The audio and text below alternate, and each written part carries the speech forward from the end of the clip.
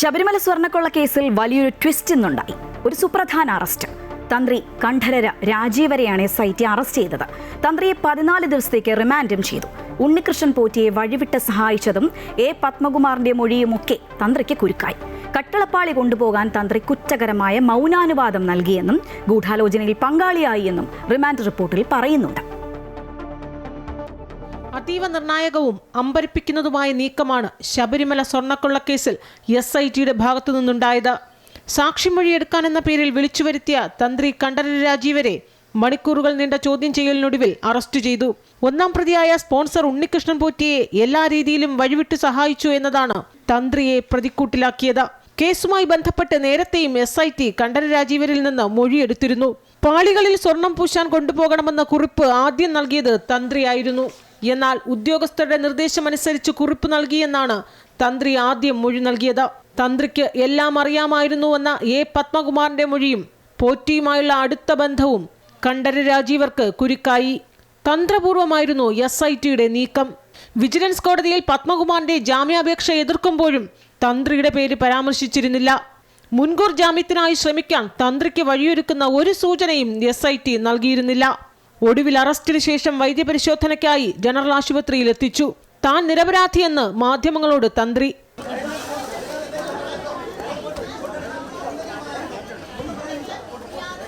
തുടർന്ന് കൊല്ലം മജിസ്ട്രേറ്റ് കോടതിയിൽ ഹാജരാക്കി 14 ദിവസത്തേക്ക് റിമാൻഡ് ചെയ്തു. ആചാരലംഘനത്തിന് കൂട്ടുനിന്നുവെന്നും താന്ത്രിക വിധി പാലിച്ചില്ല എന്നുമാണ് റിമാൻഡ് റിപ്പോർട്ടിൽ പറയുന്നത്. കട്ടിളപ്പാളി കൊണ്ടുപോകാൻ കുറ്റകരമായ മൗനാനുവാദം നൽകിയെന്നും ഗൂഢാലോചനയിൽ പങ്കാളിയായി എന്നും റിമാൻഡ് റിപ്പോർട്ടിൽ ചൂണ്ടിക്കാട്ടുന്നു. അമൃത ന്യൂസ്, തിരുവനന്തപുരം.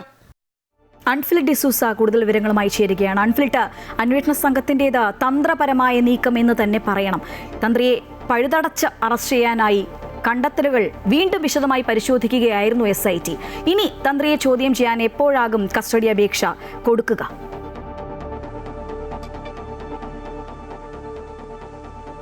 ശ്രീജ, തീർച്ചയായും തന്ത്രി, അതായത് ശബരിമലയിലെ ആചാരവിധികളുടെയൊക്കെ അവസാന വാക്കായ തന്ത്രി രാജീവര് കണ്ഠരരിലേക്ക് അന്വേഷണം എത്തി നിൽക്കുന്നു, അല്ലെങ്കിൽ അദ്ദേഹത്തെ അറസ്റ്റ് ചെയ്തു എന്ന് പറയുന്നത് തന്നെ SITയുടെ ഒരു സുപ്രധാനമായ നീക്കം തന്നെയാണ്. അന്വേഷണ ഘട്ടത്തിലെ ഏറ്റവും നിർണായക ഒരു നീക്കം തന്നെയാണ്.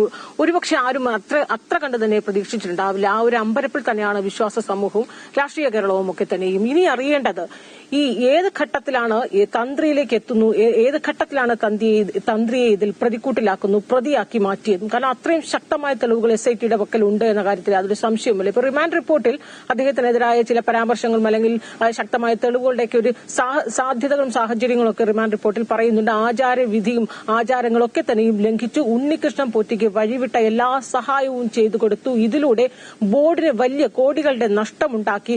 മാത്രവുമല്ല, എല്ലാ സഹായവും അദ്ദേഹത്തിന് ചെയ്തു കൊടുത്തു. ഈ ഗൂഢാലോചനയിൽ, ഉണ്ണികൃഷ്ണൻ പോറ്റിയുമായി ബന്ധപ്പെട്ട ഗൂഢാലോചനയിൽ തന്ത്രി തന്നെ അതിൽ പങ്കാളിയായി. ഈ രീതിയിലുള്ള ഗുരുതരമായ കുറ്റകൃത്യങ്ങളാണ് തന്ത്രിക്കെതിരെ റിമാൻഡ് റിപ്പോർട്ടിൽ ചൂണ്ടിക്കാട്ടുന്നത്. അതിനപ്പുറത്തേക്ക് അദ്ദേഹത്തെ ഒരുപക്ഷെ തൊട്ടടുത്ത ദിവസങ്ങളിലൊക്കെ തന്നെ, നാളെയും ശനിയും ഞായറും ഒക്കെയാണ്, അത് കഴിഞ്ഞ ഒരുപക്ഷെ തിങ്കളാഴ്ചയായിരിക്കും കസ്റ്റഡി അപേക്ഷയൊക്കെ നൽകാനുള്ള സാധ്യതയുള്ളത്. കാരണം കൂടുതൽ ചോദ്യം ചെയ്യേണ്ടതുണ്ട്. കൂടുതൽ ചോദ്യം ചെയ്താൽ മാത്രമേ, കാരണം അറസ്റ്റിലായ മറ്റു പ്രതികളുടെ ഒപ്പം ഇരുത്തിയുള്ള ഒരു ചോദ്യം ചെയ്യലൊക്കെ ഉണ്ടാകുമെന്ന് തന്നെയാണ് നമ്മൾ പ്രതീക്ഷിക്കുന്നത്. അങ്ങനെ വരുമ്പോൾ കൂടുതൽ ശക്തമായ തെളിവുകൾ വേണ്ടതുണ്ട്. അതിനപ്പുറത്തേക്ക് 19-ാം തീയതി ഹൈക്കോടതിയിൽ റിപ്പോർട്ട് സമർപ്പിക്കേണ്ടതുണ്ട് SIT.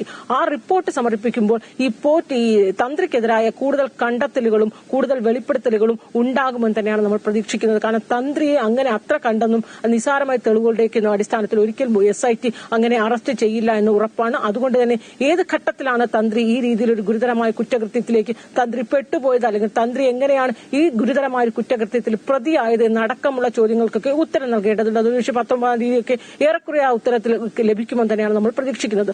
മറ്റൊന്ന്, ഇതെങ്ങനെയാണ് രാഷ്ട്രീയമായി ഇതെങ്ങനെ മൂന്ന് മുന്നണികൾ നേരിടുന്നതാണ്.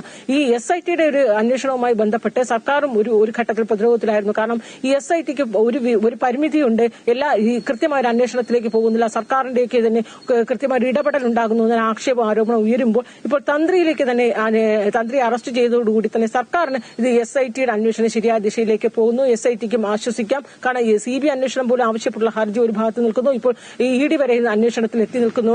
അങ്ങനെ പല രീതിയിലും SIT പ്രതിരോധത്തിലാകുമ്പോൾ സർക്കാരിന് ഇത് വലിയൊരു രാഷ്ട്രീയ നേട്ടം തന്നെയാണ്. മറുഭാഗത്ത് UDF-നെ സംബന്ധിച്ച് ഇപ്പോൾ തന്ത്രിയിലേക്ക് അറസ്റ്റിൽ നീങ്ങിയതോടുകൂടി അവർ മുൻ മന്ത്രിയായ കടകംപള്ളി സുരേന്ദ്രനെ എപ്പോൾ അറസ്റ്റ് ചെയ്യുമെന്ന രീതിയിൽ ചോദ്യം ഉയർത്തി UDF അത് വലിയ രീതിയിൽ തന്നെ ആയുധമാക്കുകയാണ്. കാരണം മന്ത്രിയെ രക്ഷിക്കാനാണോ തന്ത്രിയിലെ അറസ്റ്റ് എന്ന രീതിയിൽ വരെ ചോദ്യങ്ങൾ ഉയരുന്നുണ്ട്. കൃത്യമായി ഇനി നാളെ മുതൽ കടകംപള്ളി സുരേന്ദ്രനെ എപ്പോൾ അറസ്റ്റ് ചെയ്യുമെന്നുള്ള പ്രചാരണ വിഷയമാക്കി അതൊരു കൃത്യമായ ആയുധമാക്കി തന്നെ മുന്നോട്ടിറങ്ങാൻ തന്നെയാണ് UDF തീരുമാനം. മറുഭാഗത്ത് NDA BJP ആണെങ്കിൽ CPM നേതാക്കൾ അറസ്റ്റിലാകുന്നു, അതേസമയം UDF നേതാക്കളും കോൺഗ്രസ് നേതാക്കളും എന്തുകൊണ്ട് അറസ്റ്റിലാകുന്നില്ല എന്ന് ഇതേ വിഷയം CPM-നും കോൺഗ്രസിനും എതിരെ ആയുധമാക്കി BJP-യും ശക്തമായ രംഗത്തുണ്ട്. എന്നാൽ ഒരു കാര്യം ഉറപ്പാണ്, വരും ദിവസങ്ങളിൽ ഈ പ്രചാരണ വിഷയത്തിൽ ഏറ്റവും കത്തി നിൽക്കുന്ന ശബരിമല വിഷയം വലിയ രീതിയിൽ തന്നെ തന്ത്രിയുടെ അറസ്റ്റോടുകൂടി 3 മുന്നണികളും ആയുധമാക്കുമെന്ന കാര്യത്തിൽ യാതൊരു തർക്കവുമില്ല.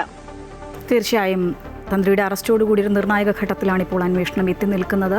എങ്ങനെയാണ് തന്ത്രിയിലേക്ക് എത്തിച്ചേർന്നത്, തെളിവുകൾ എന്തൊക്കെയാണ് അന്വേഷണ സംഘം ശേഖരിച്ചിട്ടുള്ളത്, വരും ദിവസങ്ങളിൽ അത് അറിയേണ്ടതായിട്ടുണ്ട്. എന്തായാലും ഏവരും ഇപ്പോൾ ചോദിക്കുന്ന ഒരു ചോദ്യം, പത്മകുമാർ പറഞ്ഞതുപോലെ ദൈവതുല്യൻ തന്ത്രി തന്നെയാണോ? എന്തായാലും ചോദ്യങ്ങളും സംശയങ്ങളും ഇപ്പോഴും അവസാനിക്കുന്നില്ല. വിവരങ്ങളുമായി ഒപ്പം ചേരുകയായിരുന്നു അൺഫിലിറ്റ് ഡിസൂസ.